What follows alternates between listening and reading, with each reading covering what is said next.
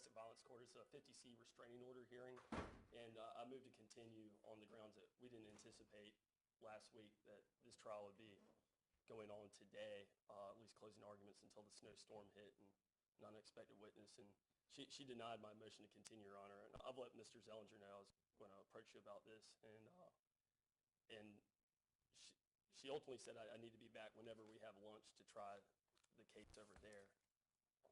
And I'm worried about. Which judge was it? Your Honor? Which judge was it? Judge Green. Okay. In courtroom 5A. All right. You notify Judge Green in 5A that I'll release Mr. Talton when the jury verdict is returned in this case. Thank you, Your Honor. He'll be available.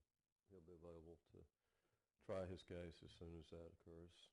And courtroom 5A. Thank you, Your Honor. Just notify our clerk, and that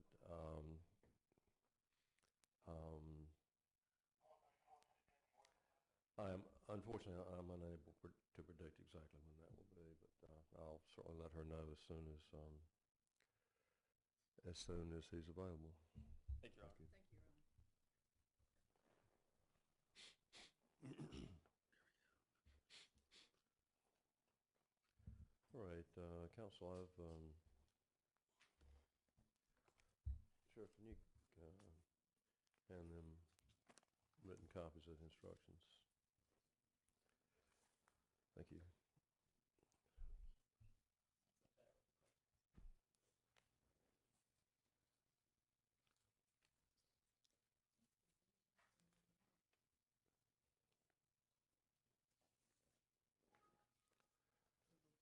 Counsel, I've made no changes to the instructions except those that I allowed by motion on Fridays, so the instructions will read as I'd indicated that they would read. It's about 8 pages, I think.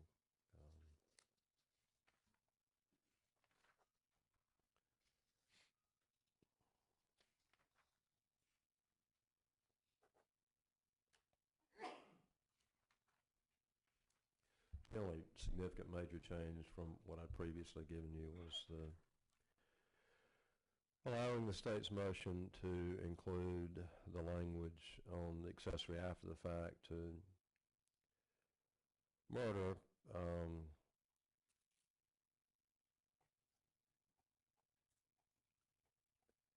that the defendant would be guilty of accessory after the fact to murder if the state proves beyond a reasonable doubt that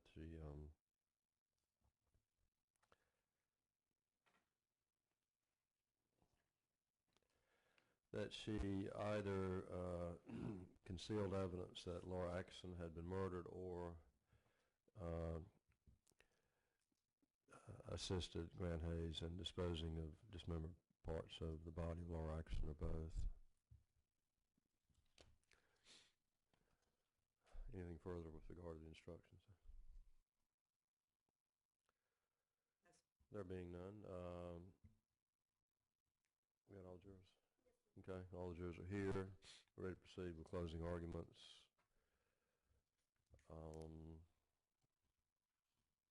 The jury is with the defendant. Excuse me, the state to open and close. You've indicated that you would be asking for, that you would be closing, and you'd be making 2 arguments. That's correct, Your Okay. Honor. And one other issue that I think is still before the court is the defendant had some trial exhibits that they sought to enter the other day, and we sort of waited to respond to that until we could get a copy of exactly what it was. And several of these, I don't know if it's going to come up at closing if we really need to do it now, but several of these items I don't believe were identified or introduced. I think some of them were identified and introduced through the state's case in chief, but some of them haven't been. I would object to their admission, and I don't know if it would be proper to do that now. I think I reserved ruling on your objection until you made it. I allowed them in for the record only, and then just indicated that I would rule on your objection if you told me a specific item that you contended was not admissible. Sure. Tell me what you contend is not admissible. Number 18, I don't believe there was any evidence of the eviction notice. I don't believe that was ever identified. Of the what? of the eviction notice. Those, I guess, Okay, overrule.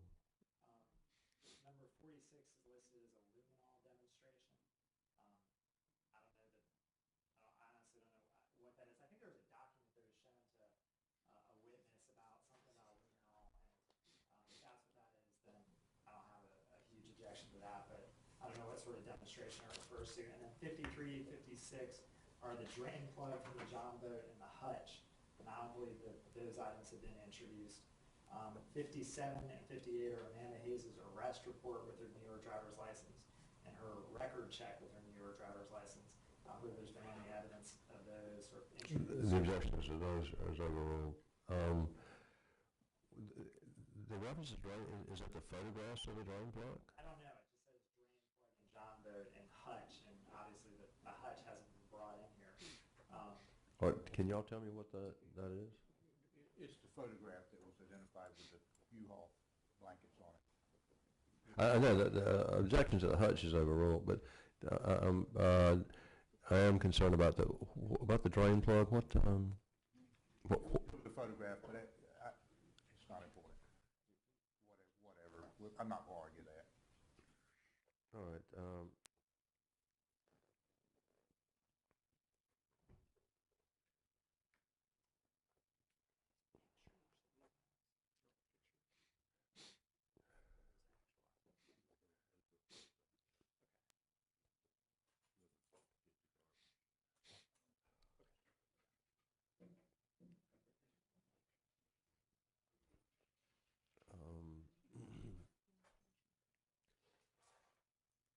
With regard to the drain plug, the objection is overruled. And then, Your Honor, I've been told that a couple of these things that we had spoke about are pictures, not the actual items.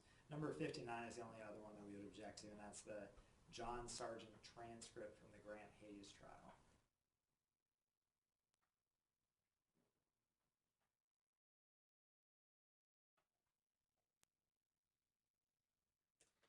That was the page that Mr. Sargent read from to the jury regarding his answer to excuse me, to Ms. Holt's question in the Grant Hayes trial. Mr. Gaskins asked him if he recalled that question and the answer, and he approached him with the transcript, and Mr. Sargent actually read the answer to the jury. So that would be the... But it's apparently the portion that you wanted is in evidence. Yes. Yes. Okay. Well, I'll allow only that portion which the witness read from the witness stand. I recall that, but it was very narrow. It was only a page or so. So I'd let that portion of the transcript be received. Any other portion of the transcript is not received in evidence. I didn't make a note, and I'm sure you made a comment about the luminol demonstration. I believe that was a photograph that Mr. Gaskins showed CCBI agent, I believe it was Shannon Quick, regarding how luminol lights up. And she identified it as something she herself had accessed from the internet before and spoke of the All right. exhibit. The objection's overruled. Let it be received. Anything else? No. Okay. That resolves the remaining issues, evidentiary issues. We resolved the remaining evidentiary issues. We've resolved the jury charge issues, if any, and ready to argue this case to the jury. The state's going to close with two arguments. The defendant will open.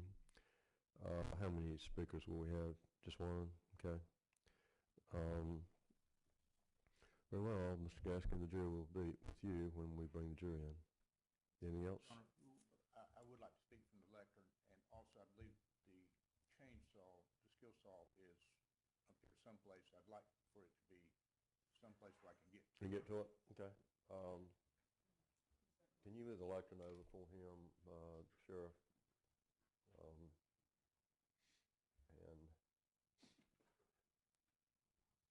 just put it wherever you can get to it, Mr. Gaskin. I just want to run around the courtroom. And the small lectern will...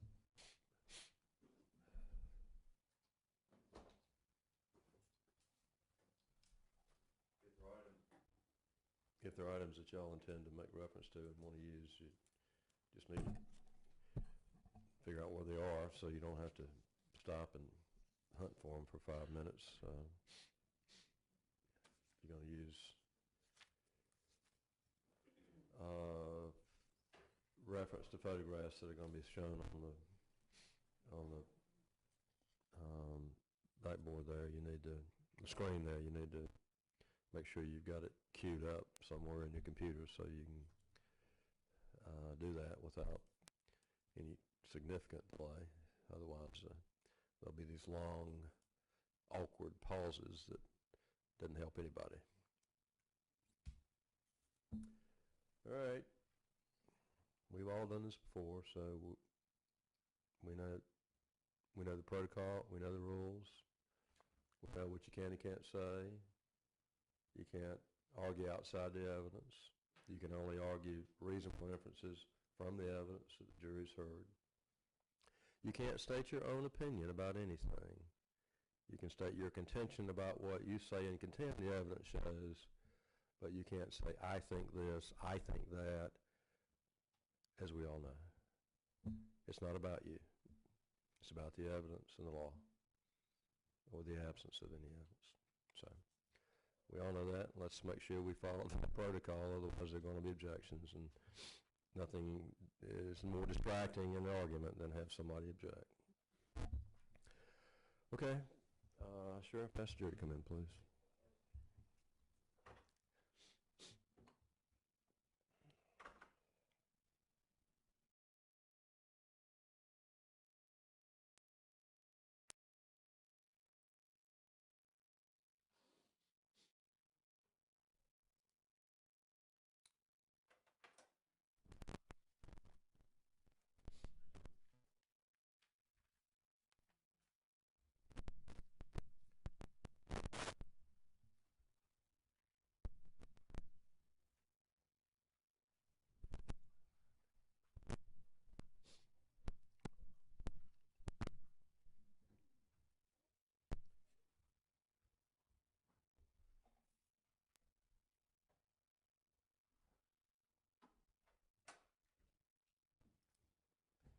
Morning, folks. Thank you for being here. Thank you for your patience. Thank you for your service. As typical, we had a couple of last-minute technical matters to resolve, but we're ready to proceed now. We've reached that time at the trial in which you've heard all the evidence. It'll be that evidence that you review and evaluate and determine the truth of, and let your verdict speak the truth in this matter.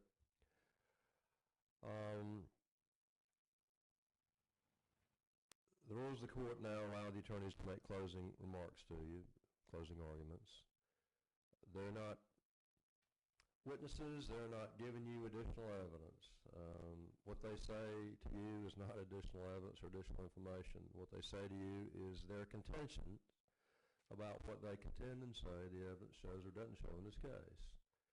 And it's been a lengthy trial, and so there's a lot of evidence, and they will spend some time talking to you about what they contend the evidence shows or doesn't show in this matter, and what they contend based upon their positions your verdict ought to be. The purpose of the closing remarks are to help you in evaluating their side of it and viewing their side of it, making sure that you fully understand and appreciate their side of it when you go back and to deliberate on what this is all about, what the evidence in fact shows, and what the law requires that you do as a juror in the case. When they finish, I have about 8 pages of instructions that I will give you written copies of, and I will read to you. It will probably take me about 15 minutes or so to do that, and then we'll submit the case to you. I would ask you to give the attorneys your careful consideration and attention at this time. The defendant having offered evidence under the rules of the court, the defendant has the opportunity to speak to you first, and then the state's attorneys will speak after Mr. Gaskins concludes. As I understand it, Mr. Gaskins will be making the argument on behalf of the defendant, and the attorneys for the state both will speak to you and divide their time. Mr. Gaskins, the jury is with you. Thank you very much, Your Honor. Good morning, ladies and gentlemen. I hope each of you had a good weekend. I would like to begin my remarks to you by talking about the most sacred principle of law in the criminal justice system, the presumption of innocence. Everyone who is charged with a criminal offense, male or female, black or white, is entitled to the presumption of innocence. The state must prove each and every element of its case to you beyond a reasonable doubt before you can return a verdict of guilty to either of the charges with which she is charged. Now, let me read to you a statement of the legal definition of reasonable doubt.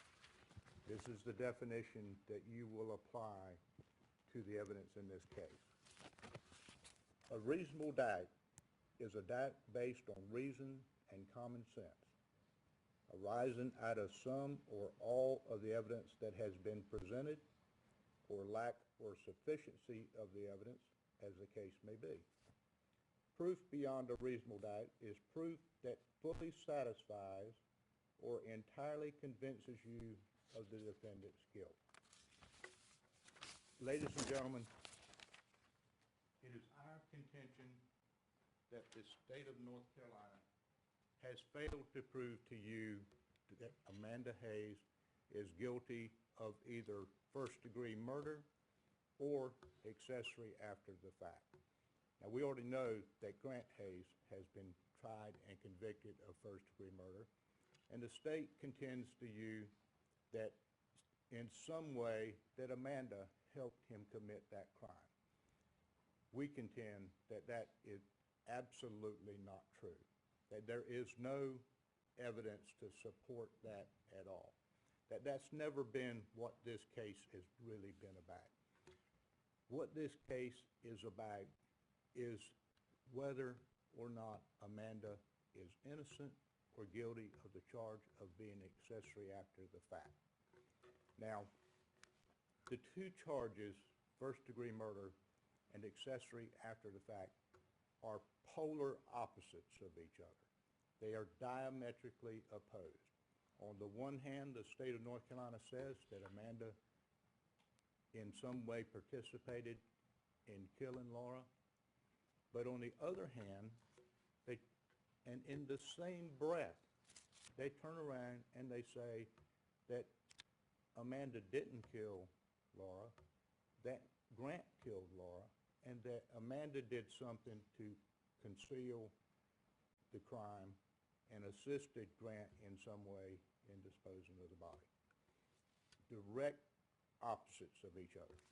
Judge Stevens will tell you that it is legally impossible to convict someone of both of those criminal offenses because they're complete opposites of each other. We contend to you that you should return a verdict of not guilty as to both offenses. Now, Judge Stevens, in his instructions to you, will explain in fairly great detail the various different legal principles that could or may apply to this case. And I'm not going to go through with you now what his explanation is as to the different nuances that are involved here. And the reason is because we don't contend that she might or could be guilty of one or the other of these offenses.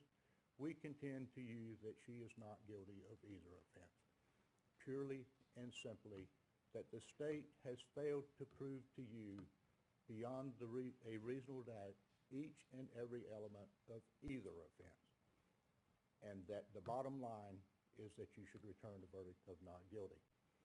Now, when I began my remarks to you earlier in the trial, I told you that this was a case about a sociopath and his two victims. Grant Hayes is a classic example of a sociopath. On the one hand, he is a talented musician. He's witty, charming, charismatic, but on the other hand, he's controlling, manipulative, domineering, and worst of all, he is dangerous. I'll talk more about Grant Hayes, but first I want to talk to you about his two victims. The first victim is Laura. We know that Laura had become involved with Grant and had become enamored and involved in a romantic relationship with him, and the two of them had two children, little Grant and Joan. Laura had some problems early in her life that led her to believe that it was in the best interest of the boys that they stay with Grant during the weekdays and that they stay with her during the weekends. But as her life improved, and it improved once she became separate and apart from Grant, things started getting better for Laura. She got a job. She was working very much involved with the church. Things for Laura were getting good. When things changed for Laura, she decided that the time had come for her to challenge Grant on the custody agreement that they had previously reached. She wanted something more time with her children than she had previously agreed to. That led to a very bitter custody dispute that existed between Grant and Laura. It didn't involve Amanda. Amanda was a woman who has spent her entire life looking out for and caring for other people, doing things to improve her life. She looked out for her mother when her mother was sick. She looked out for her daughter Shay and insisted that she get a high school education. When her husband Nicky became paralyzed in the swimming accident, Amanda spent every night of the week with him for months while he was in the hospital. And then when he was transferred to rehab, where he eventually passed away, she was there every minute, always looking out for Nicky. She went to Texas to help her sister, Karen Berry, when she was involved in an automobile accident. When she became involved with Grant, she was the person that looked out for little Grant and Gentle. Grant was off traveling around the world, either doing musical gigs or pretending to do musical gigs. We don't know which. But we know that Amanda was a good-hearted, loving person who looked out for other people and also did things to improve her own life. She obtained a cosmetology license. She obtained a real estate license. She participated in a program called Momentum, which is a self-improvement program.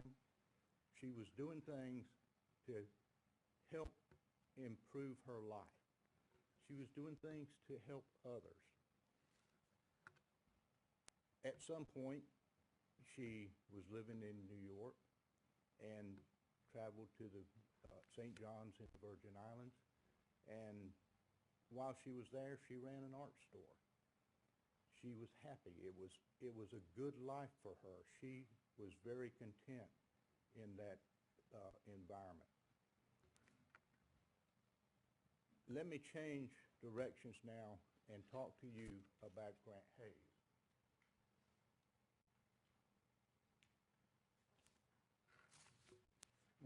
What I would like to do is, in a long trial, is you tend to forget what happened at the first. 3 weeks later, the tendency sometimes is to start from the back and go to the front.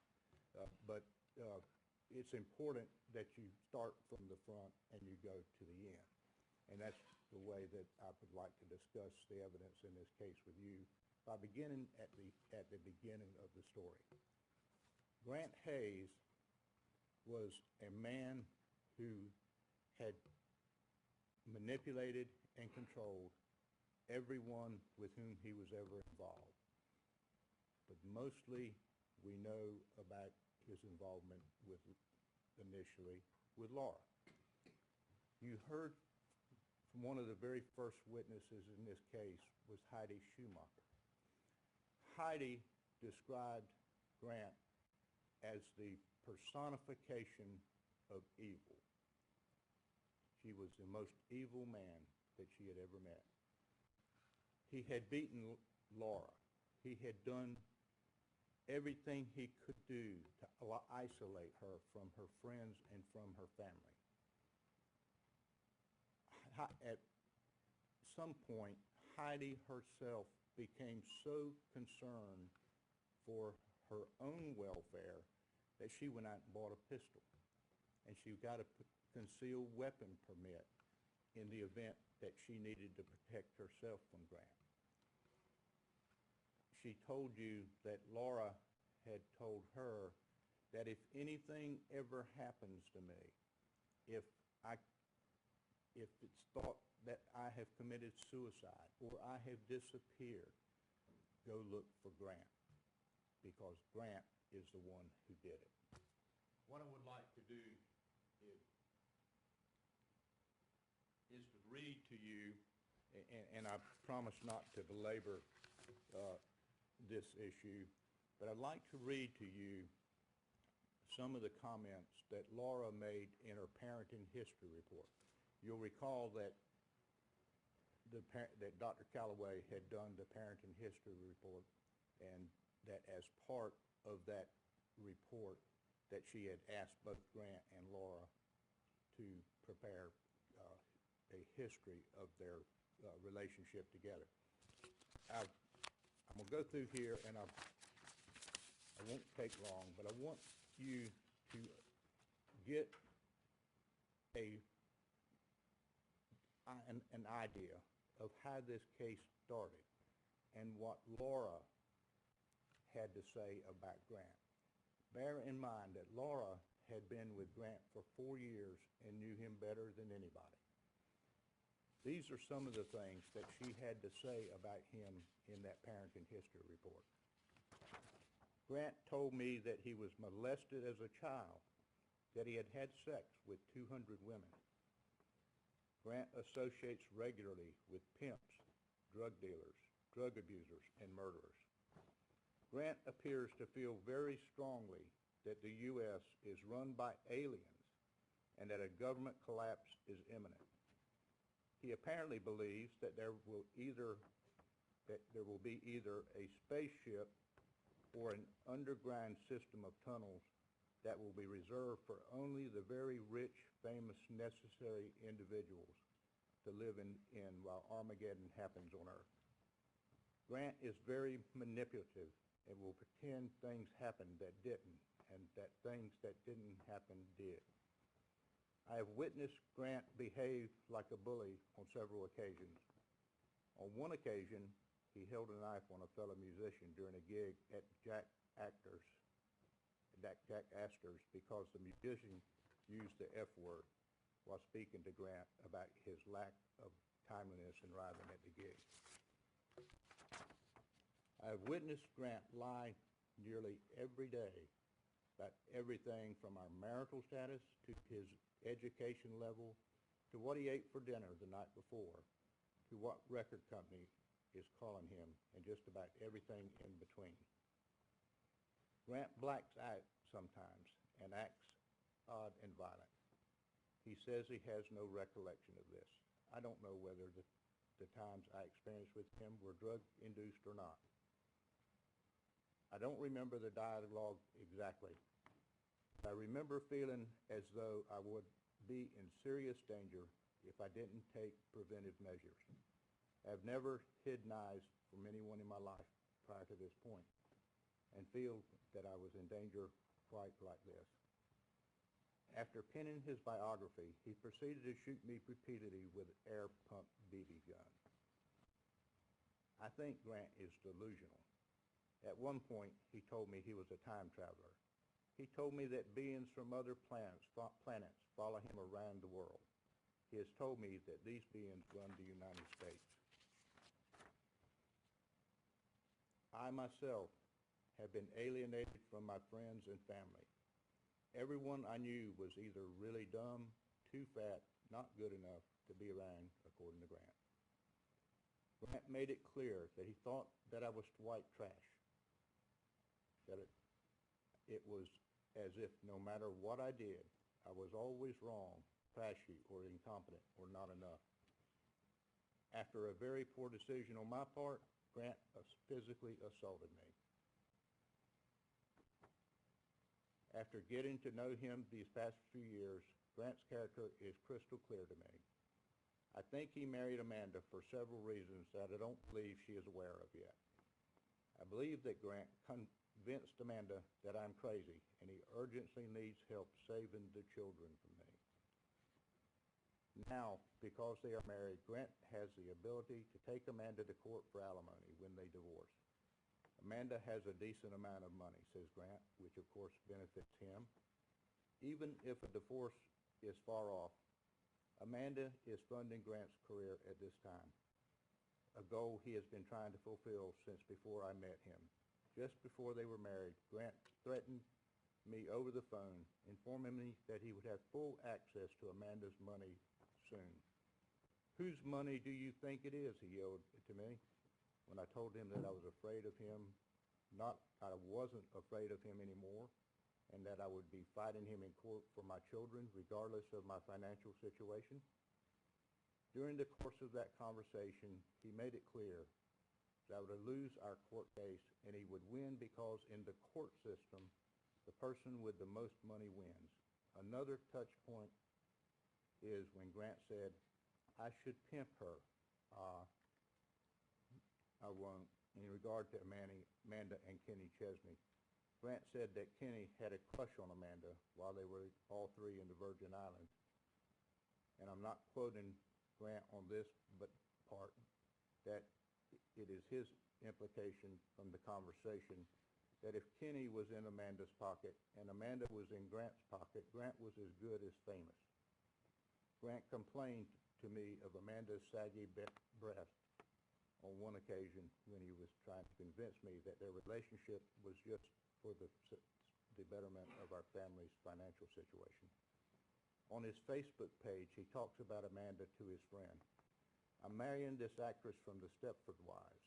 It is important from the Stepford Wives in a regard that states clearly that his interest in her are other than being the woman of his dreams." To summarize, Grant uses people, then trashes them. I can't see Grant and Amanda's relationship lasting very long. Not because I am bitter, but because Grant uses people for what he can and then moves on. Grant uses our children as a bargaining tool in social relationships. Grant uses our children as social currency.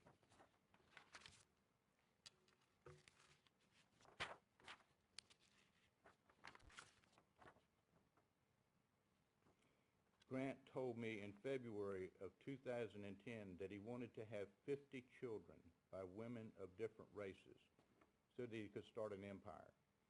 He said that it was the old way of building a business, referring to the Bible. He said it would probably take him until he was 70 years old to accomplish it. His whole family has heard about this scheme. He has told me about a daughter that he and Amanda plan to have. So I'm betting he wasn't kidding.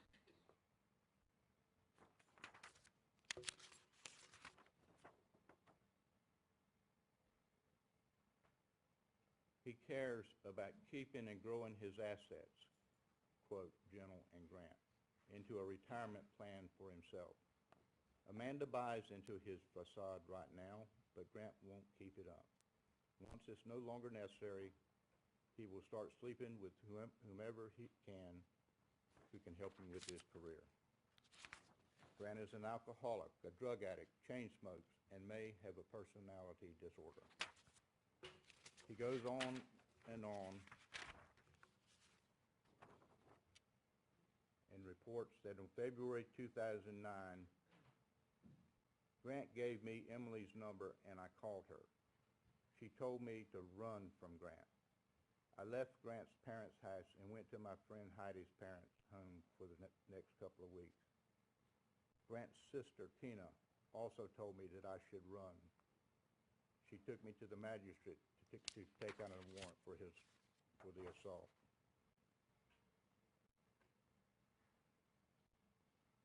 November 2009, Laura reports, Grant said that he would be able to partner with Amanda and teach her as a teacher and her as an investor to him. So he went back. She concludes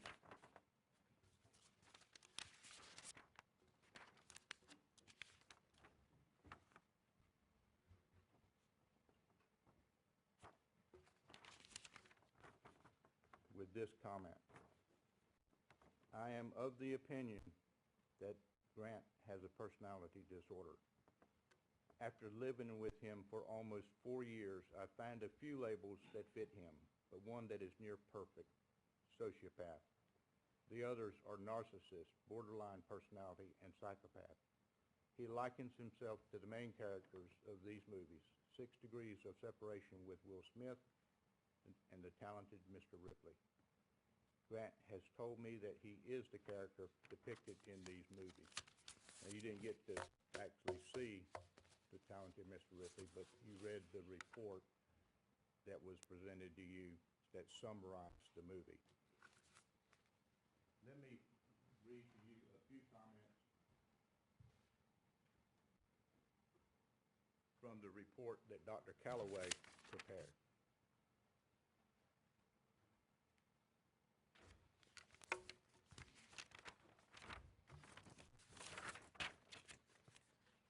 During interviews, Grant rambled in his responses, requiring a refocus and a request to limit his verbosity.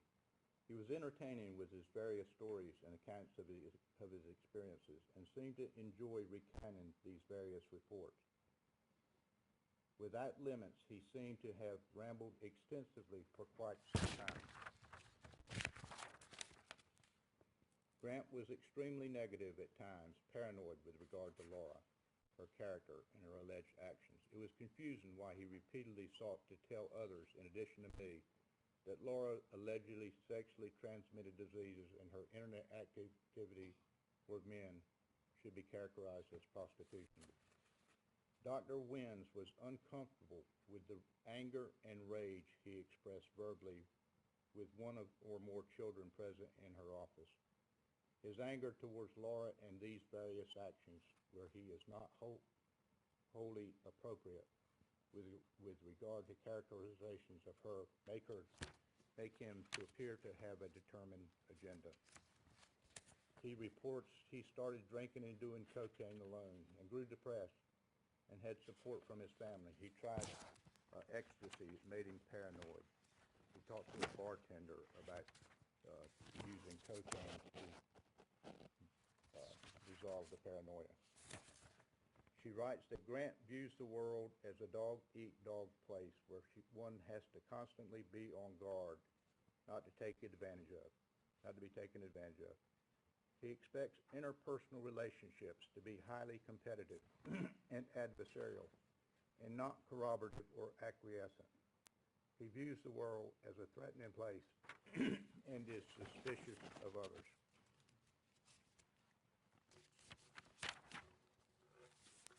She goes on to conclude with this recommendation. It is recommended that Grant be referred to a psychiatrist for evaluation regarding the question of a mood disorder or other possible explanations for the illogical, disturbed thinking he exhibits. A psychiatrist with expertise in treatment of addictions is recommended, and evaluation for medication is also recommended. It appears that Grant used multiple illegal drugs to self-medicate. An underlying mood or thought disorder An evaluation by a psychiatrist knowledgeable about addiction and polysubstance abuse is recommended. Now,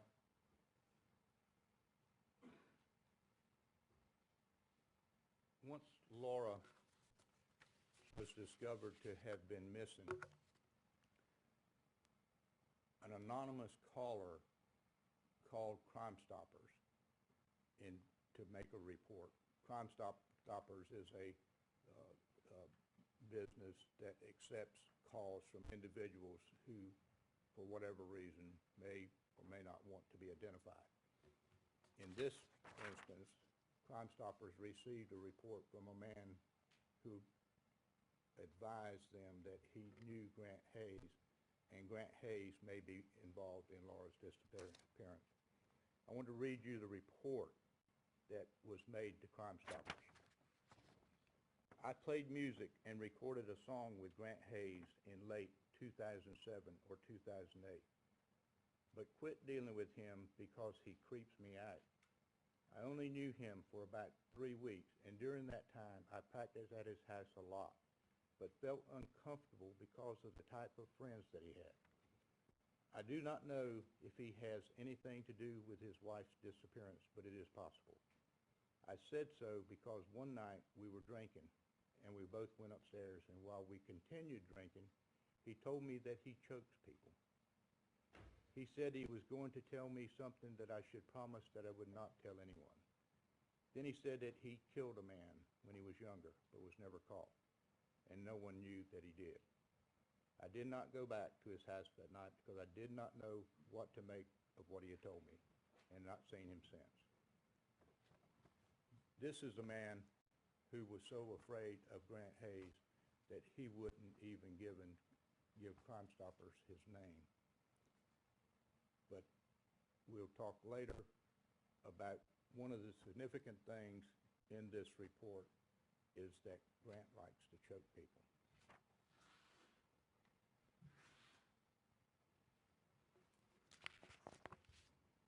One of the things that I would like to draw your attention to after having made some effort to review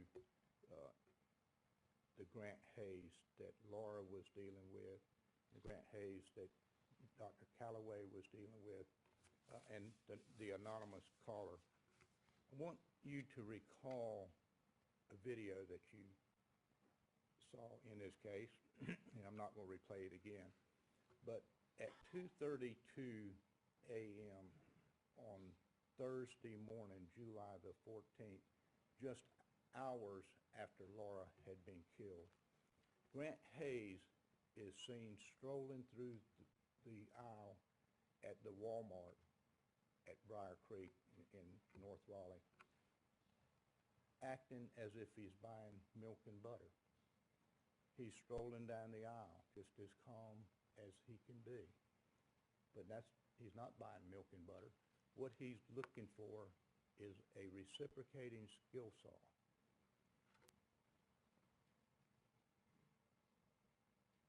It's striking how calm he was while he was planning to dismember Laura's body. This is a man who has traveled all over the country doing gigs or either pretending to do gigs. We know he's been to LA, New York, Tennessee, Florida, Hawaii. How many women do you suppose have simply gone missing in those cities when Grant Hayes was there either doing gigs or pretending to do gigs? Did the video that you saw of him walking down that aisle indicate that this was a man who hadn't made this same shopping trip before? I suggest to you that he knew exactly what he wanted, and the reason he knew exactly what he wanted because he had done it before. Now,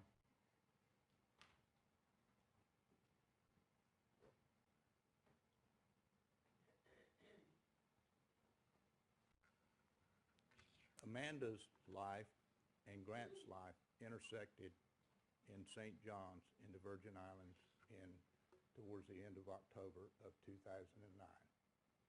Grant Hayes, the predator, had met Amanda Smith, the prey.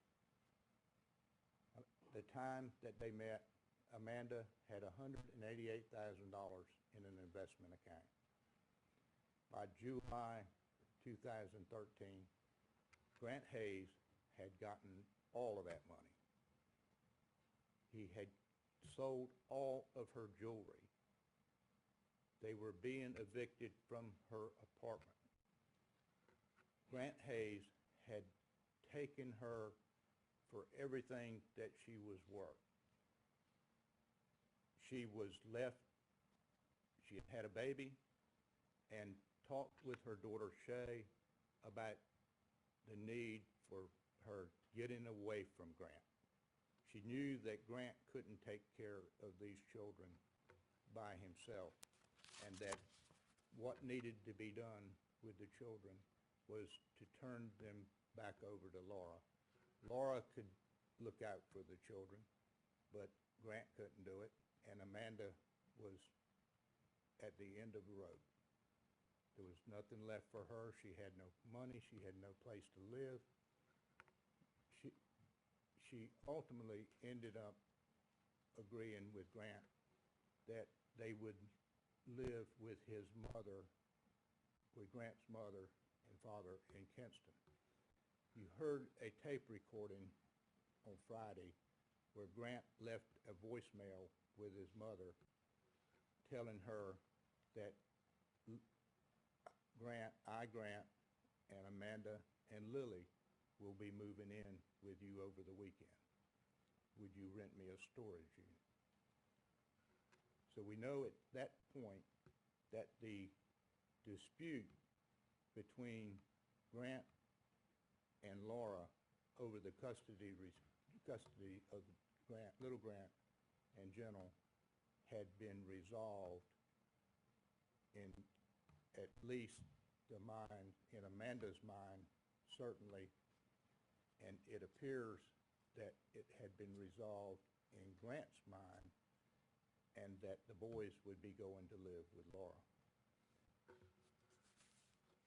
At that time, as we approached July 13th, the day that the incidents begin to escalate, this is what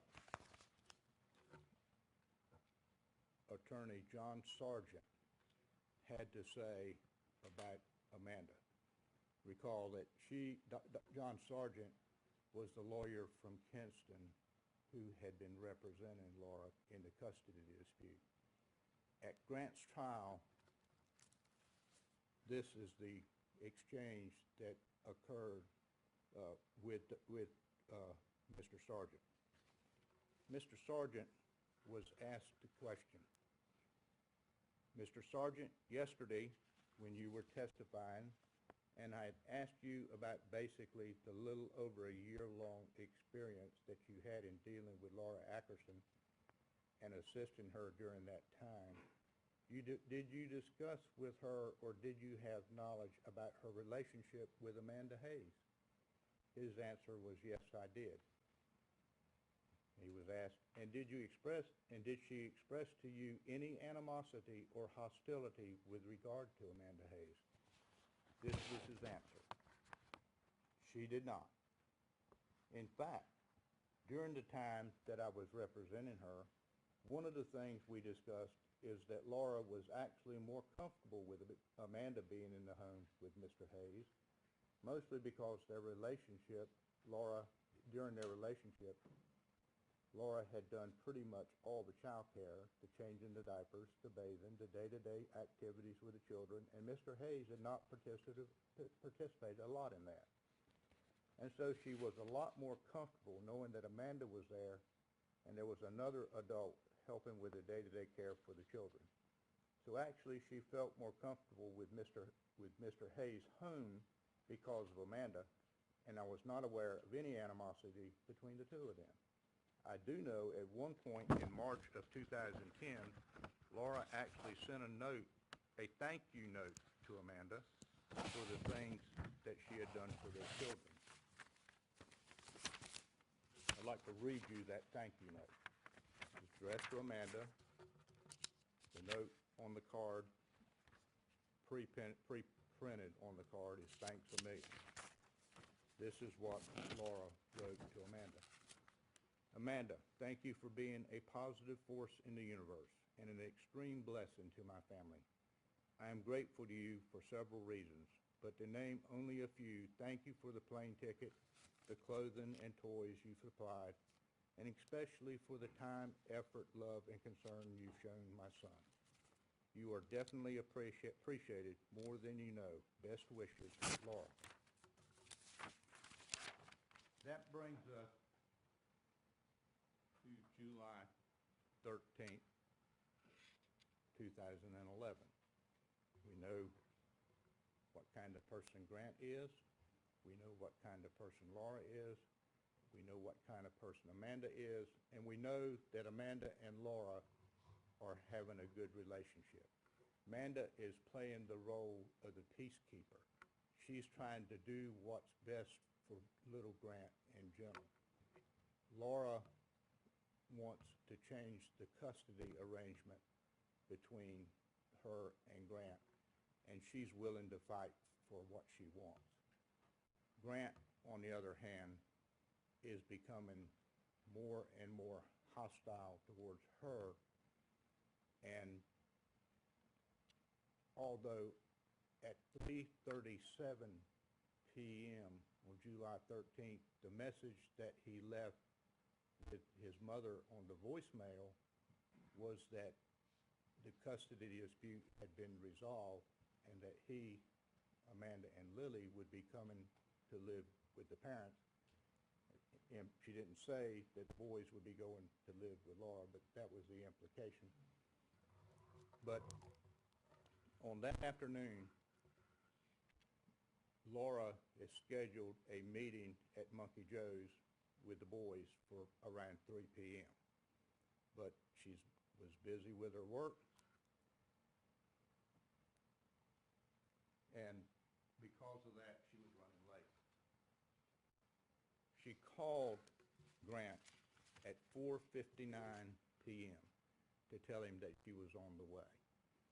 That call, it has been determined, was made from somewhere around the Crabtree Valley area, probably a 10, maybe 15-minute drive from where Grant lived.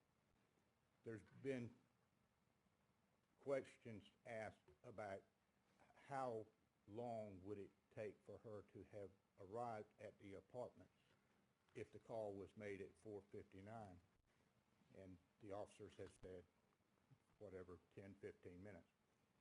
But we also know that Laura had made a stop to eat.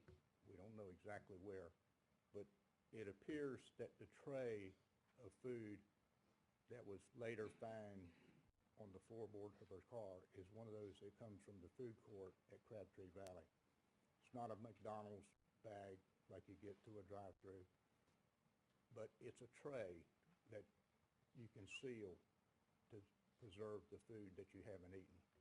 And it's laying on the floorboard of that car, implying that she stopped to eat, and the reason that she is running late is because she has taken the time to eat before she came for the visit. Now,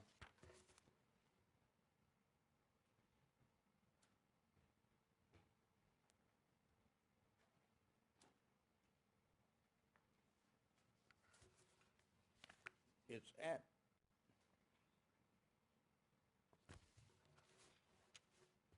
starting from that moment, from that telephone call at 4:59,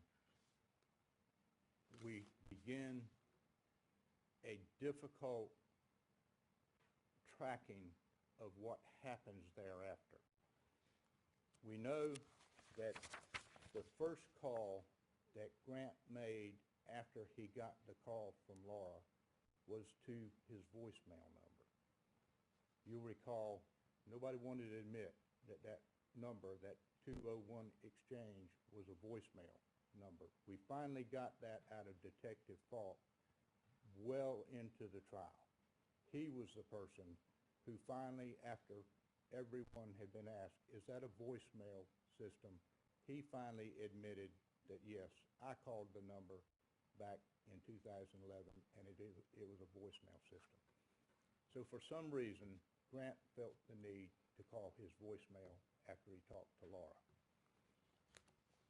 Let's then start tracking just the telephone calls for the moment that took place after Grant called his 201 voicemail system.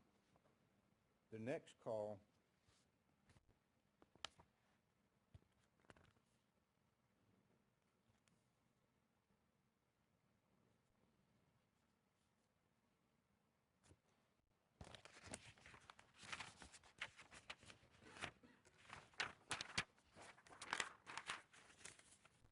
find them. The print is very tiny. The next call, he made the call to his voicemail system at 5:53. The next call that appears on the telephone records for Grant's telephone is a telephone call from, well, there's a telephone call here from Karen Berry from Texas. The next call that Grant makes on that cell phone number, from that cell phone number, is at 6:37 p.m. that afternoon, and that he calls Laura. The call lasts for 23 seconds. We don't know if he spoke to Laura or if he left a message on her voicemail, but what we do know is that Laura is not yet at the apartment. Grant is trying to locate her. At 6:49, he calls her again. A call that, this one lasts for 22 seconds. We don't know if he talked to her, if he left a message on the voicemail, but she's still not there. So Laura arrives at the apartment sometime after 6:49. The next call there's a call in here from Grant's mother to his cell phone number at 6:59, but then his phone goes silent from 6:59 until 8:42 p.m. I want you, when you begin your deliberations, to ask to review these records. You're entitled to do that, and you're entitled to take all of these documents to the jury room. And because we have receipts, gas receipts, purchase receipts, and telephone records, I'd like for you to ask to take these documents to the jury room so that you can study them. Now, each party has to agree that you can take the documents to the jury room. I promise you that you have my permission to review these documents. If you don't get them, it's not because I've objected. Now, the next series, the very first call that Grant makes on his cell phone at 8:42, after a lapse of an hour and 42 minutes, is to his voicemail. This is a man who talks on the telephone just about every minute of the day. He is talking to somebody. He is calling, but for an hour and 42 minutes, he doesn't call anyone. Here's what's going on at that apartment.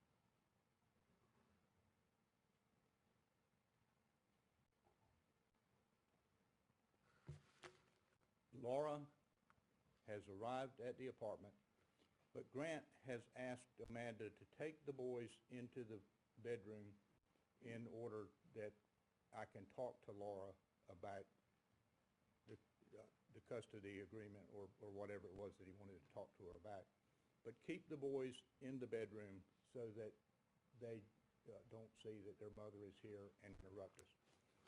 So Amanda is in the bedroom with little Grant and Gentle, and at some point she has to change Lily's diaper. So she walks out of the bedroom to the kitchen area and sees that Grant and Laura have written out that custody agreement that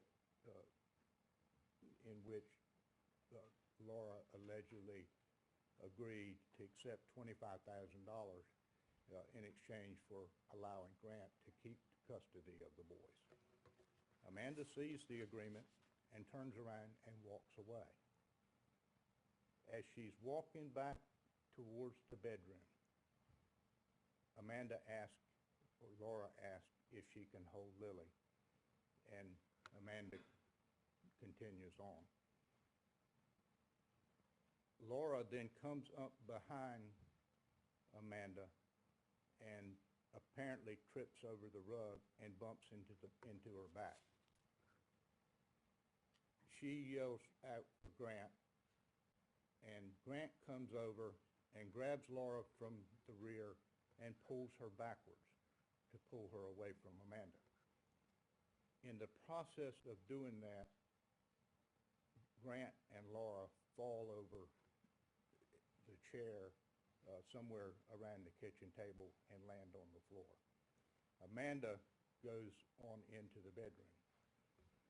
Now, let's skip ahead for just a little bit and talk about the autopsy that was performed in Texas. Dr. Mambo was here, and he performed the first autopsy that was done. A second autopsy was later done in Chapel Hill by Dr. Radish. Dr. Mambo told you that what he discovered on the right back side of Laura's head was an injury that was of the nature that he would expect to see if someone fell backwards and struck their head on a hard object. It was a non-fatal injury. It is not the injury that resulted in her death. Grant then comes into the bedroom and tells Amanda that I want you to take the boys out of the house because Laura's injured. I'm going to call EMS, and I don't want the boys to see Laura in this condition. So what I, Grant, am going to do is to take her into the bathroom, and when she's in the bathroom, you take the boys out, let me call EMS, and take care of whatever the problem is that needs to be done for Laura.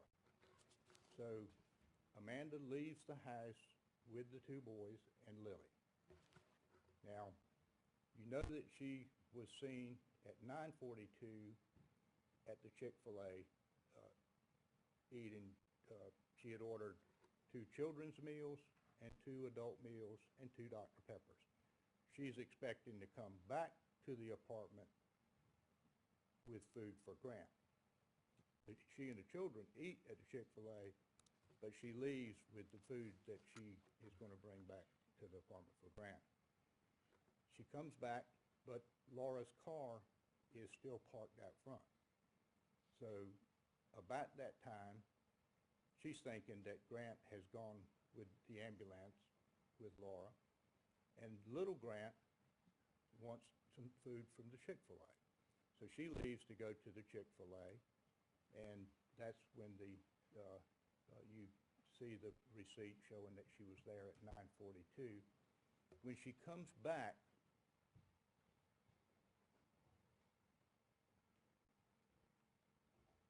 Grant has been smoking pretty heavily, and she puts the children in bed.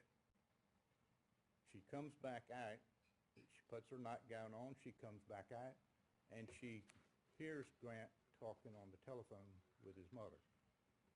Now, You'll recall that when his mother testified, she said there had been no other telephone calls after 3:37 p.m. on July 13th. But when you look at the telephone records, you will see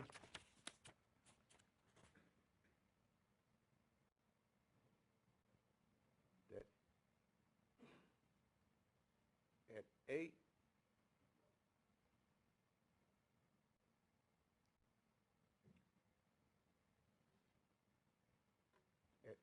8:43, Grant has called his voicemail at 8:42 p.m.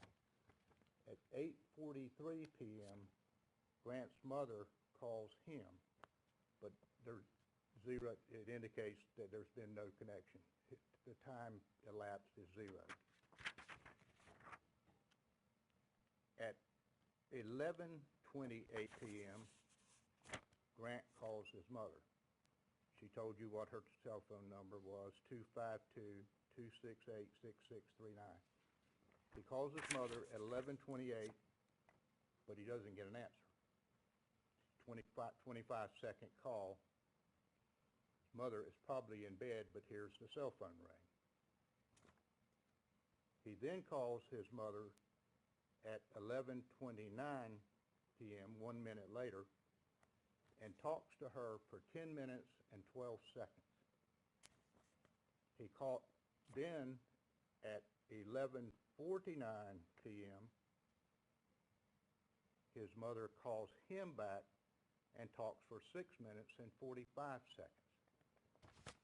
During that period of time, Amanda has overheard Grant tell his mother, "I'll see you tomorrow morning." You also know from his mother that he had requested that she put some money in the bank for him because he needed gas money. Now, during that voicemail message at 3:37 p.m., he didn't say anything about needing gas money at all. What he said was that we're going to be moving to Kinston over the weekend. Could you rent me a storage unit? So during that, either one of or both of those conversations with his mother, just shortly before midnight, he's told her that I'm coming to Kinston tomorrow. I'll see you then. And he's also told her that he needs money for gas. Now, the next thing that happens is Grant leaves the apartment, and we then switch from the telephone records to the record of his purchases for the next several days.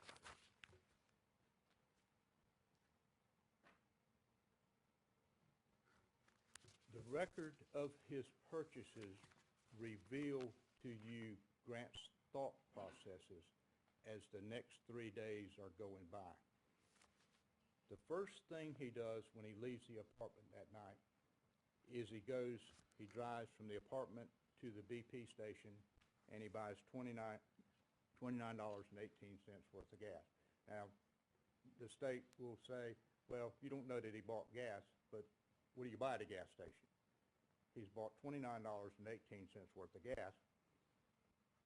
And then, when he drives out onto Glenwood Avenue, the apartment where they live is out close to the airport.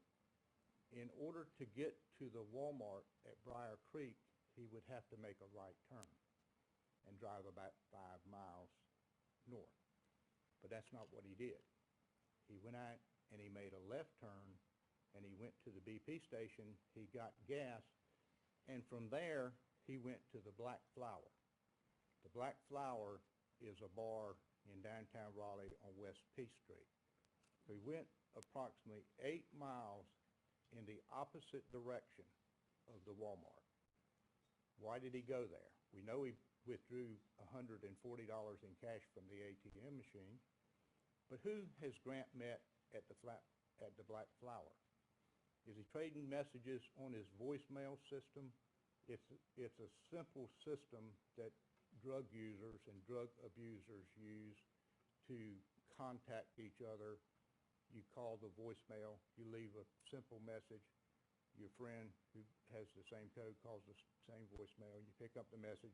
It's how drug dealers who are trying to hide from the police are able to make contact with each other. Maybe he makes contact with somebody at the Black Flower, or maybe he doesn't. We don't really know. But what we do know that during the night that Grant comes back into the apartment. Amanda hears him come in, but she's in bed. She doesn't get up to see what he's doing, and then he leaves again. The next time that he appears in a spot where we can track him is at the Walmart when he buys the reciprocating skill saw. You see on the videotape, he also bought one pair of goggles. He bought some other items, but all of the items that he bought are items that indicate to you that Grant Hayes is making preparations to dismember Laura's body. Now,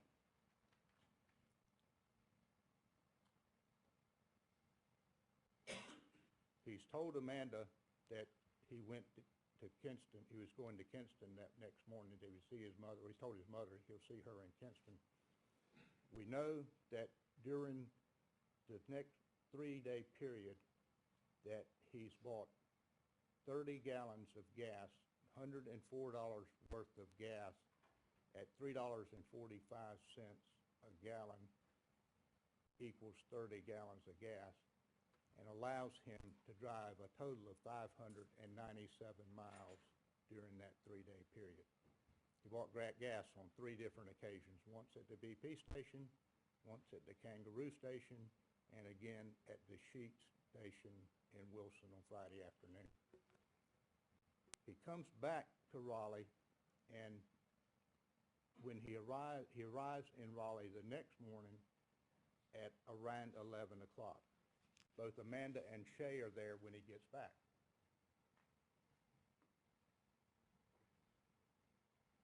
Now,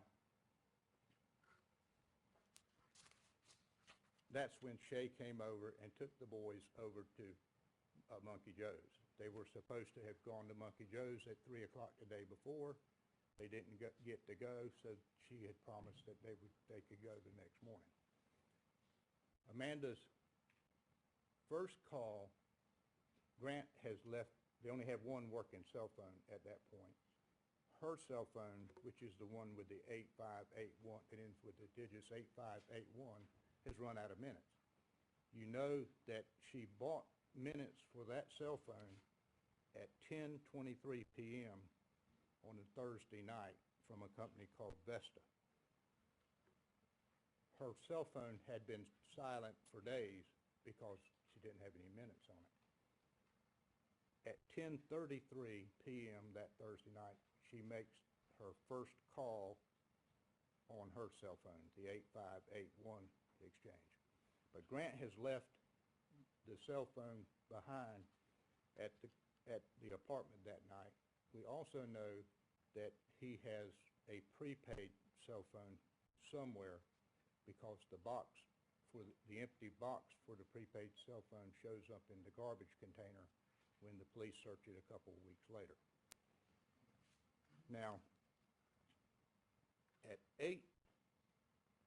5:31 p.m. on that Thursday, Amanda goes to the Target and to buy groceries, but Grant has also asked her to pick up some bleach while you're there. Now, the state contends that Laura must have been murdered while she was in that bathroom. But bear this in mind. I suppose they contend that she was killed and that her body was dismembered while she was in that bathroom. Bear in mind, no one in the apartment complex ever heard a reciprocating skill saw running in that apartment anytime during this period of time. Bear in mind that the bathroom was cleaned sometime after the bleach was bought, but the reason that the bathroom was being cleaned was because Gentle had messed the bathroom floor up. Grant had previously cleaned it, but hadn't done a very good job, so he's cleaning it again, but he's using bleach. Now, we know from the police investigation that there was no blood whatever located in that bathroom. Let me show you an exhibit.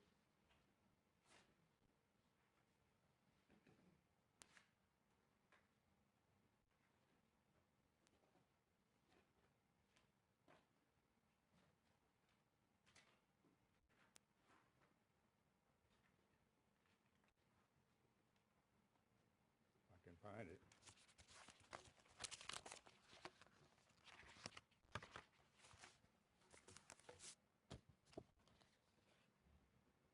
That bathroom is clean. The floor is clean.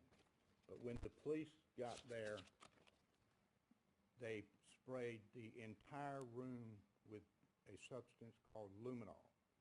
And what happens if there is blood present, or if there is blood that has been cleaned up, the luminol, here's what happens when you spray a room with luminol that has previously been cleaned. This, on the left-hand side of this exhibit, you see a carpet that has been perfectly clean. But when you spray luminol on that same carpet, the side where that has been, what the exhibit demonstrates is that the luminol lights up like a neon light. Even though it's been cleaned up, what you can't clean up is the iron that's contained in blood. The luminol reacts to the iron and shows you where blood has previously been. Now, the police even removed the molding from around the floor in the bathroom. There was no blood under the molding. There was no blood on the linen in the closet. There was no blood on the walls. There was no blood on the ceiling. There was no blood anywhere in that room. Not a single drop anywhere. Now, here's something else about that bathroom. You'll recall, skipping ahead a little bit, Dr. Ross, the anthropologist from North Carolina State University, had, in order to match the saw blades to the saw that Grant had used, she had to dismember a pig. She used a pig proxy. And what she did, she didn't do that in her laboratory.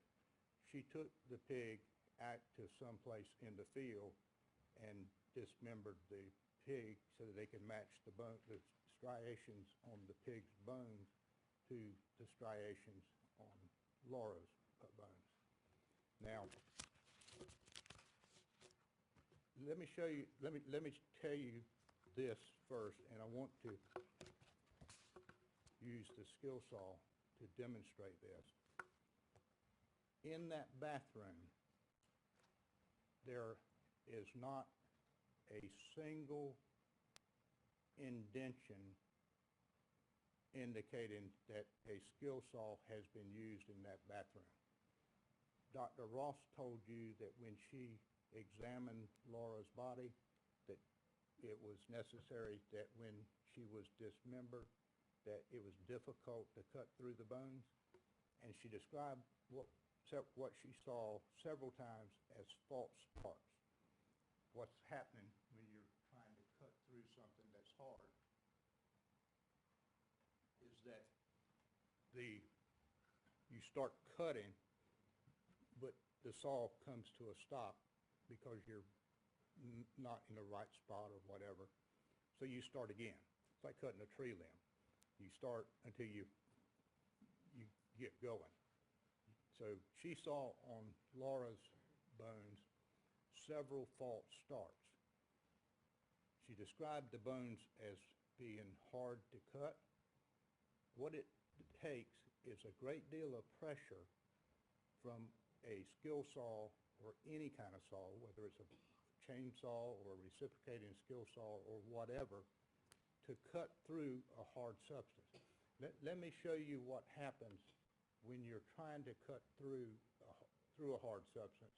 And bear in mind that on this bathroom floor, there's not a single, not even one scratch to indicate that it's ever been touched by a skill saw or any kind of sharp substance. Here's what happens.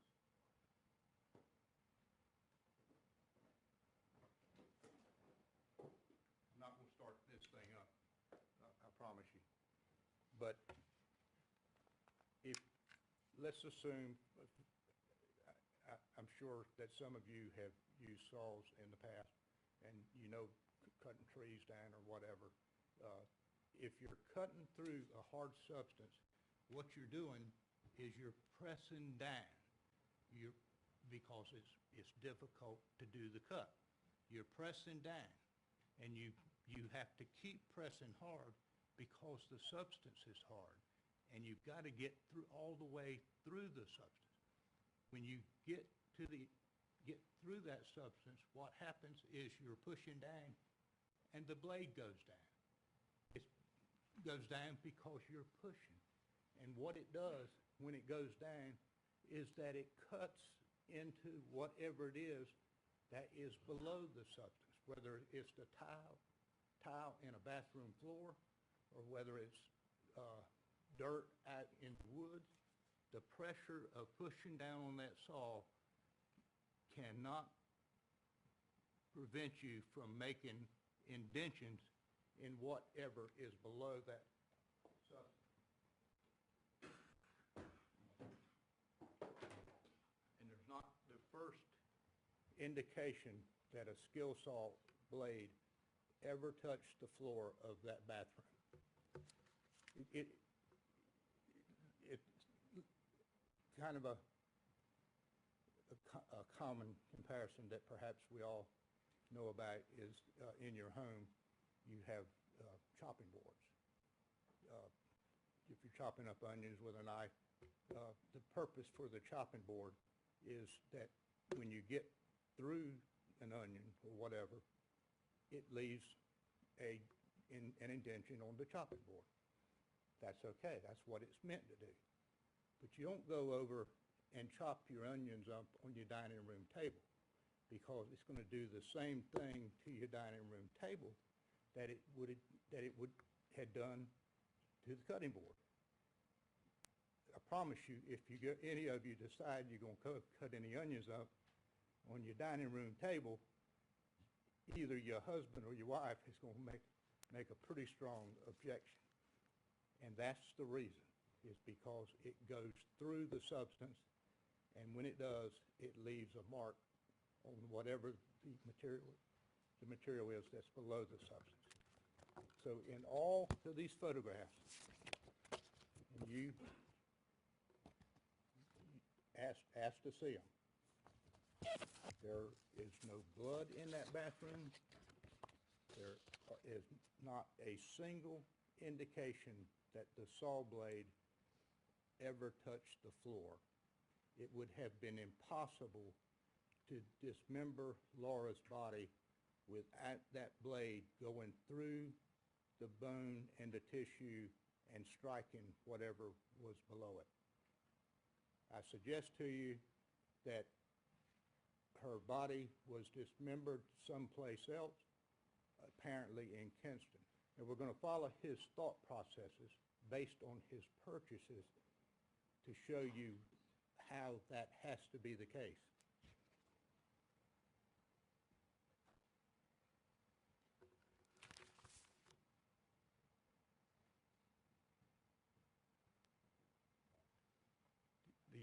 the point that I'm making is that Grant Hayes and Grant Hayes alone killed Laura.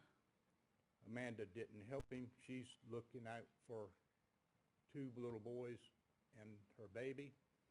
But when you track Grant and you recognize the pattern of his purchases, you can tell exactly what he's done and where he did it. Okay, let's start first. He's bought a skill saw and a pair of goggles at the Walmart at 2:32 a.m. on July the 14th. I'm going to back up and make one point that I forgot to make. During the night, Amanda hears Grant come back into the room, or into the house, into the apartment, but she doesn't get up. Beneath the dining room table, in photographs that were taken prior to July 13th and were retrieved from Amanda's camera, there is a black rug beneath that table. It's a large black rug that's identical in color to the small black rugs that you saw. Next morning, when Amanda got up, the rug was gone. When Grant got back home at about 11 o'clock that morning, she asked him what happened to the rug that was beneath the table. And he told her, I threw it away. The children had messed it up, and I just threw it out. It had been there the day before. By the next morning, it was gone. I suggest to you that the way that Grant has gotten her body out of the bathroom, where he either killed her in the bathroom or perhaps in the kitchen, the way he got her body out was by using the rug to go down the stairwell. It's two short distances directly from the door of the apartment. Right next to the door, you'll recall the testimony, the stairs go down one level, and then you turn, they go down a second level directly to the parking lot. Grant Hayes, either by himself or through the help of a friend, could have taken her body out of that apartment in probably less than 60 seconds by rolling her up in the rug. Now, let's look at one of the, let me say this first about the purchase at the Walmart at 2:32 Thursday morning. He bought a skill saw, goggles, and some other items, and he paid cash. Everything on this list that Grant didn't want somebody to know about, he paid for with cash. When he bought gas, he used a credit card. When he bought other innocuous items, he used a credit card. But when he bought any item that involved the dismemberment of Laura's body or the disposal of Laura's body, he used cash. Let's just track him. Thursday night, he's returned from Kinston. He spent the day at home. He's asked Amanda to buy some bleach while she's at the Target grocery shopping. When she gets back, of course, remember they only have one car, the one Dodge Durango. At 8:45 p.m. that Thursday night, July 14th, Grant Hayes is captured on the Apple store at Crabtree Valley. And what is he buying? He's buying an adapter cord, an electrical adapter cord for a MacBook Pro. He has previously listed his MacBook Pro on Craigslist in an effort to sell it Shay told you that the Apple was in working order. It had an adapter cord. But at 8:45 p.m., he buys a new adapter cord at the Apple store, and he pays cash. He doesn't want that purchase tracked. Here's what I suggest to you has happened. He has sent Amanda out with the children.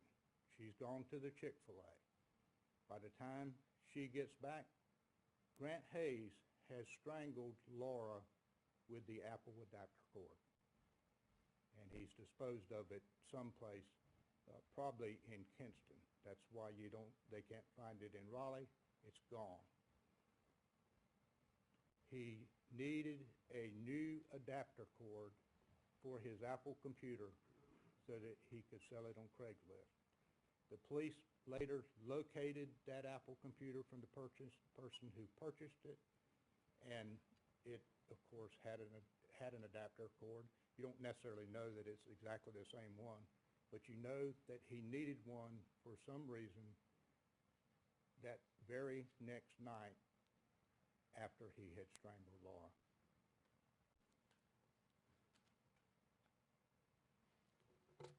The next purchase that is significant in following Grant's thought processes occurs at 12:25 p.m. on Friday afternoon. On Friday afternoon, he goes to the Walmart and he buys 6 duffel bags. And again, he pays cash. What's he thinking? He's going to dismember Laura's body, and his plan is to put the body parts in the duffel bags. So now he has 6 duffel bags in his possession. Shortly after that, 2 or 3 hours after that, he has to go to Wilson to deliver the boys to Laura. Laura's supposed to pick up the 2 boys at the Sheetz gas station, where she doesn't show up.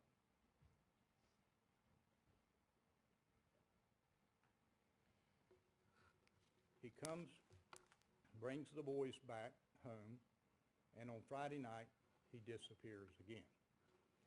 You know that he's not at home because Amanda, who now has some minutes on her cell phone, is trying to call him some between like 10 and 11 o'clock on that Friday night. Now, in the meantime, Grant has told Amanda, let's take a trip to Texas.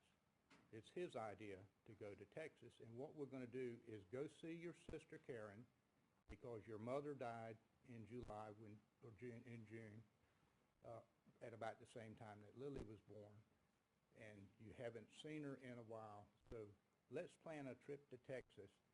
And Amanda calls her sister and asks, is it okay if me, Grant, and Lily come to Texas?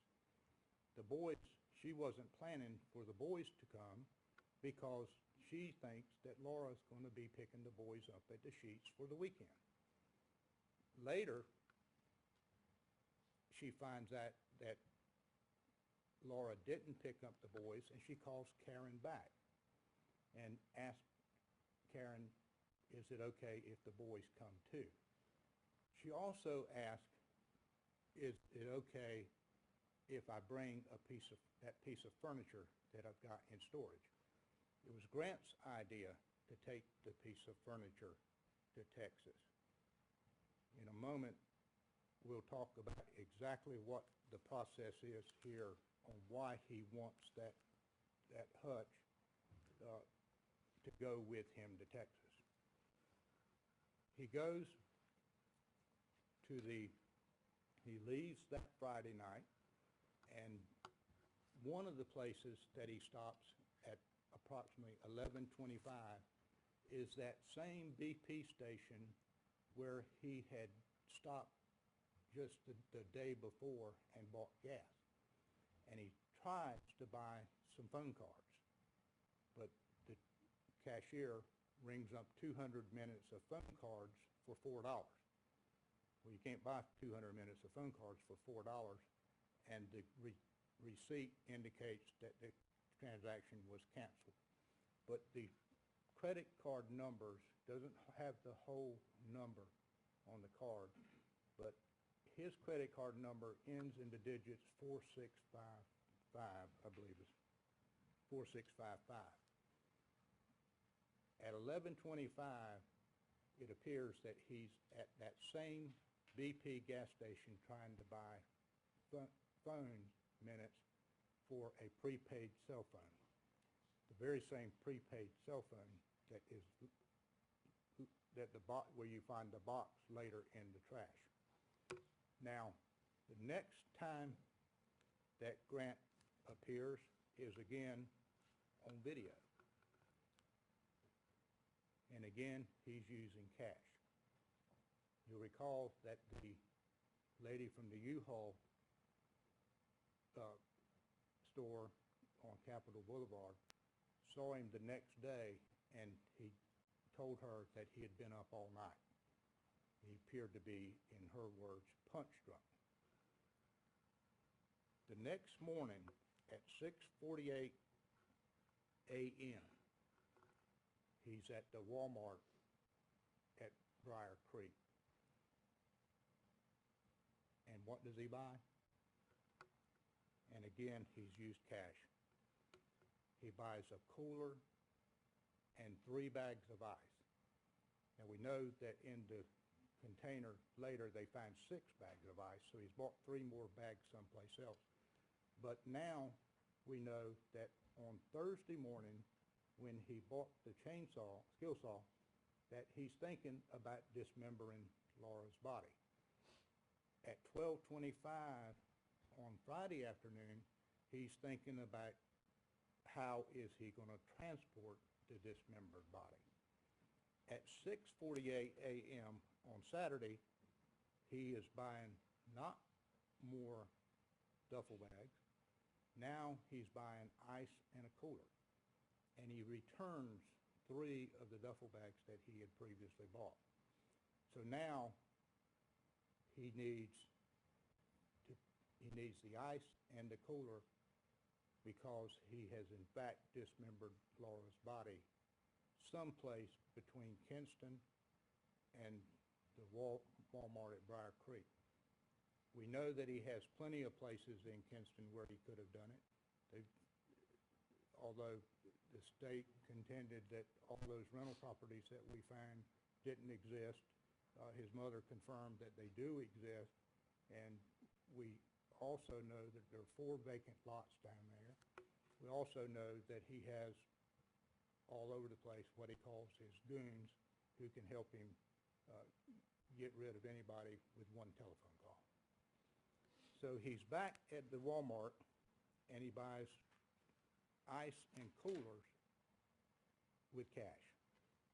He doesn't want anybody to know that that's where he's been. Now, the police have tracked him using videotapes. So between the videotapes and the credit card purchases, you know exactly where Grant has been. And he's by himself at every moment.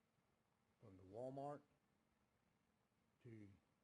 from the Walmart at Briar Creek to the Walmart on Glenwood Avenue, back to the Walmart at Briar Creek on that Saturday morning. He's always by himself, and he's making plans to dismember Laura's body, and he's now, on Saturday morning, he's making plans to transport her body.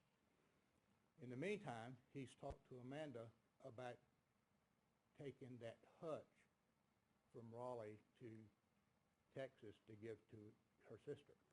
But he's got to have a U-Haul trailer now because he doesn't have a hitch on the Dodge Durango. Yeah, so he's got to go get a hitch. And then he rents the U-Haul trailer.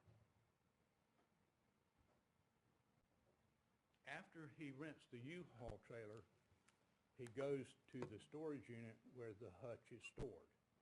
And what does he do? He gets someone at the U-Haul or at the storage unit to help him take that piece of furniture out of the U-Haul. It's heavy, and it's in two pieces. And what does he do at that point? If this is the back of the U-Haul, you saw pictures of it. It's not a tremendously huge U-Haul. But he takes the hutch, and in two pieces, he puts it in the front of the U-Haul trailer. He's concealing whatever it is that's behind that hutch. And then he puts a padlock on the door. He has concealed everything that he has done for 3 days from Amanda and from everyone else in the world. He's gone to great efforts to make sure that nobody knows, not Amanda, not the police, no one knows that he has killed Laura and that he has dismembered her body. There is absolutely no evidence that Amanda participated in his strangulation of Laura. The evidence is to the contrary, that she thought that Laura had been injured when she fell over the chair. Now, you also have, according to the autopsy, or I think according to Dr. Ross, you have a knife wound, a point of a knife in Laura's throat. I suggest to you that the purpose for that knife wound is that Grant has cut Laura's throat before he dismembered her body. You'll recall that the goggles that he had bought from the Walmart at Briar Creek were found in the trash dumpster. There was no blood on the goggles. You'll recall that his shirt was found in the trash dumpster, dirty, but with no blood on it. You'll recall that his underwear, the same kind of underwear that were later found at Kinston when he returned from Texas, were found in the dumpster with dirt right around the top of them. Dirty underwear, a dirty shirt, and goggles, all with no blood on. What Grant Hayes has done in order to prevent the spray of blood, as Dr. Radish told you, when you cut up a body, that the body has 5 quarts of blood in it. In order to avoid the spray of blood and the need for goggles, he has stuck a knife in her throat, and he has cut her throat and has drained the blood from her body. That's why he didn't need to cover his face when he dismembered her body. Now, at that point, he buys 2 more coolers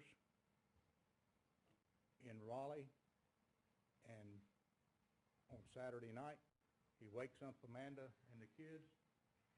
We're ready to go to Texas. He has the U-Haul packaged and sealed. Laura's body is in the back of that U-Haul, but Amanda doesn't know it. What she does know is that the hutch that she's going to be given to her sister is in the front of the U-Haul, concealing everything that's behind it. She does know that he has put a lock on the U-Haul door. You'll recall seeing the empty lockbox in the trash container when the police found the goggles and the dirty shirt and the dirty underwear. They were all together. So they begin their trip to Texas, and then after driving for some period of time, Amanda decides that they have to stop and get some rest. They stop at a Motel 6 and register using Amanda's New York driver's license. Now, the state made a big deal out of this, that Amanda was attempting to register at that motel under an assumed name. she should have used her North Carolina driver's license if she didn't want anybody to know that it was her. It took a lot of questioning to finally get them to admit that there was no North Carolina driver's license. There had never been a North Carolina driver's license. The only driver's license that Amanda had was her New York driver's license, and it was still in the name of Amanda Smith.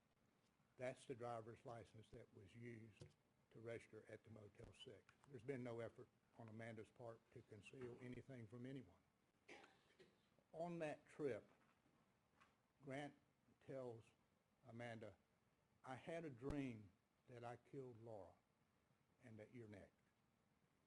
They arrive in Texas Monday morning, early in the morning, and you've seen a photograph that was taken from the iPod, from one of the iPods, I don't remember which one. But Amanda and Karen are there at Karen's house, and she's very happy. Karen is very happy. They're holding Lily. In another photograph, Amanda is drinking coffee. Everything is perfectly fine. There is no hint of any problem. Amanda tells Karen, we have to be back in North Carolina by Friday because that's when we have to turn the boys back over to Laura. Everything appears to be perfectly normal. That night, Amanda sees Grant in the yard, pacing the yard and smoking. So she goes out to talk to him in the yard. Sir? Okay. Can't hear? Take a break? All right, everybody. We'll stop right now. Take about 10 minutes. Don't discuss the matter with yourself. Keep that in mind. Ricky Dutchson,